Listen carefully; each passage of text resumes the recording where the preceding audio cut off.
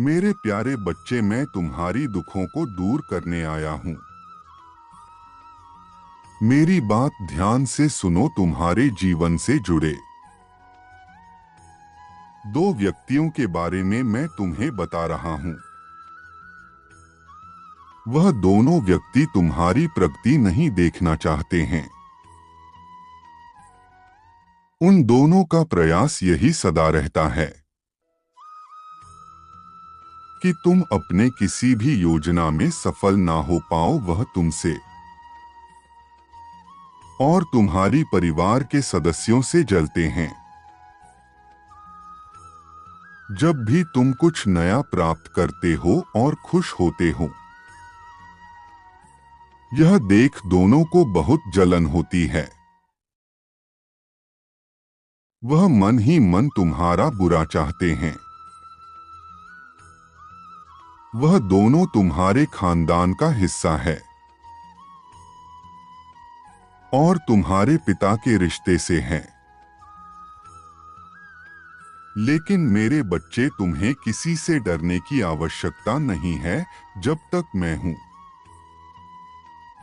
तुम्हारे साथ हूं। किसी का भी बुरा इरादा सफल नहीं हो पाएगा। तुम्हें आगे बढ़ने से कोई नहीं रोक सकता। जो तुम्हारा बुरा करने की सोचेगा, वह बुराई और अंधकार के दलदल में फंस जाएगा। कोई उसे नहीं निकाल पाएगा। मेरे बच्चे, मैं चाहता हूं कि तुम थोड़ा सा सतर्क और समझदार रहो, ताकि कोई तुम्हारे भोलेपन का फायदा ना उठा सके। वह दोनों कुछ ऐसा योजना बना रहे हैं जो तुम्हारे सम्मान को क्षति पहुंचाएगा। यदि आप महादेव जी पर विश्वास करते हैं, उनकी कृपा प्राप्त करना चाहते हैं,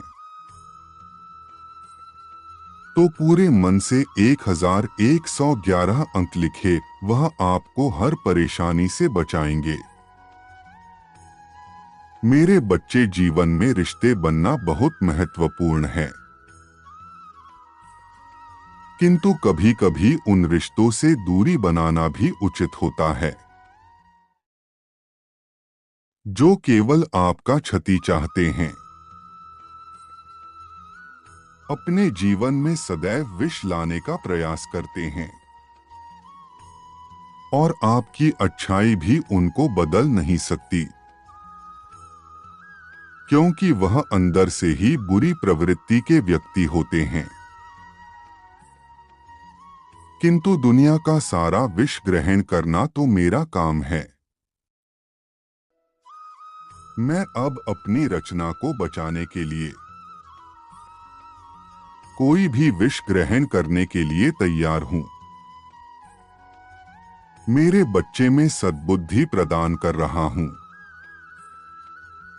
कि तुम अपने विवेक का प्रयोग करके अपने जीवन में आगे आने वाली सभी कार्यों का सही निर्णय ले सकोगे। मैं तुम्हें कुछ ऐसे संकेत भी प्रदान करूंगा जिससे तुम उन व्यक्तियों को पहचान सकोगे। मैं कभी भी तुम्हारा बुरा होने नहीं दूंगा, इसलिए सदैव तुम्हें सतर्क रहने का प्रयास करता हूं। और अभी तुम जो भी नया कार्य प्रारंभ करने जा रहे हो, संसार में बुराई चाहे कितनी भी बड़ी क्यों न हो जाए, वह अच्छाई के सामने कभी टिक नहीं सकती।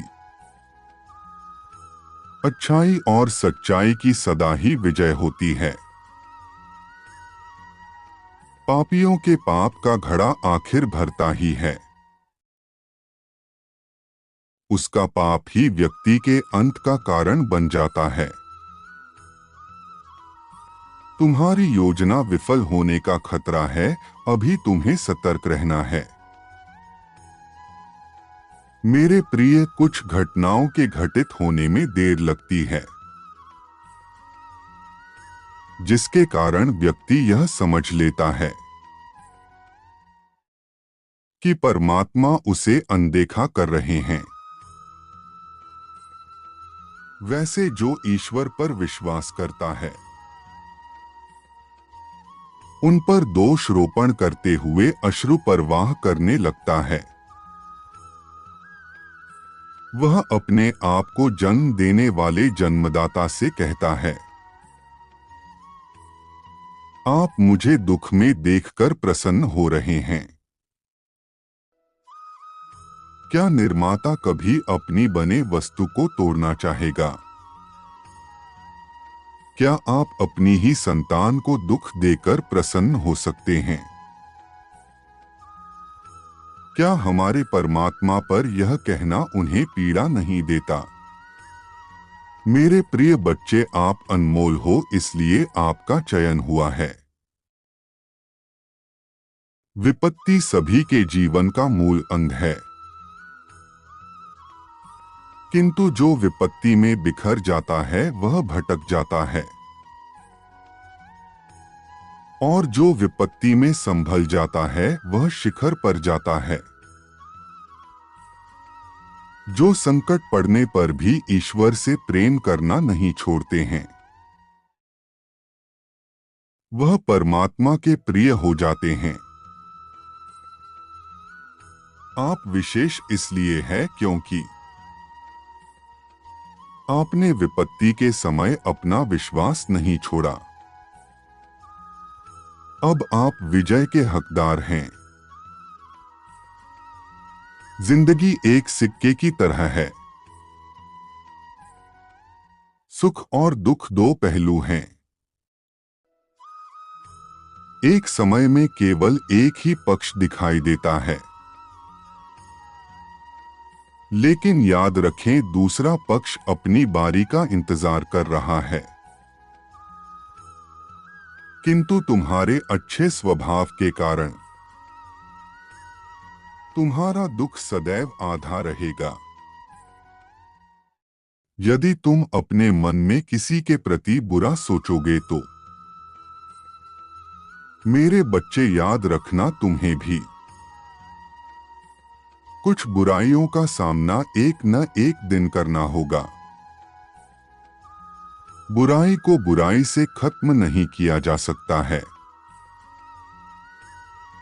घृणा को सिर्फ प्रेम द्वारा ही समाप्त किया जा सकता है। यह एक अटूट सत्य है मेरे बच्चे। किसे उसके कर्म की क्या सजा देनी है, ये तुम मुझ पर छोड़ दो। वर्ष 2023 का अंत आपके जीवन का सार रूप सिद्ध होने वाला है।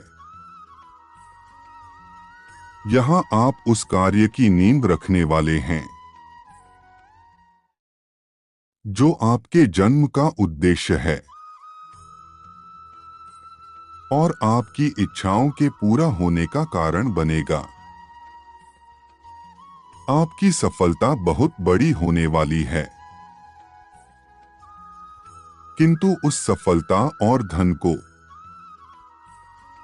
अपने मस्तिष्क पर हावी मत होने देना, क्योंकि आपको आध्यात्मिक उन्नति की ओर जाना है।